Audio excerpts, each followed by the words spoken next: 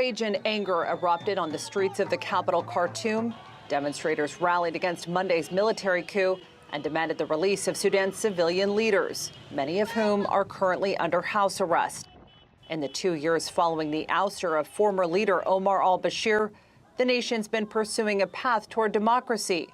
But weeks before Sudan was to transition to full civilian rule, the military dissolved the acting government. We are taking the steps that are preserving the path of the magnificent December Revolution until its final goals are achieved, in arriving at the completely civilian state through free and transparent elections. But the U.S. Special Envoy for the Horn of Africa, Jeffrey Feltman, has called the coup a setback rather than a path forward for Sudan after meeting with the Sovereignty Council deputy leader on Sunday. He's not alone in Washington. The arrest of civilian government officials and other political leaders, including Prime Minister Hamdok, undermines the country's transition to democratic civilian rule. The civilian-led transitional government should be immediately restored. That's a sentiment echoed by the UN Secretary General's special representative for Sudan.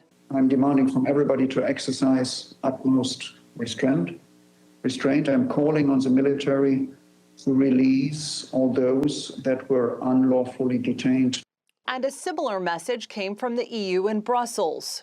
A democratic Sudan with fully legitimate civilian government that ensures peace, freedom and justice for the Sudanese people remains the best guarantee for the long-term stability of the country and the broader region. The United States has frozen $700 million in aid to Sudan, with officials expressing alarm over the deteriorating situation.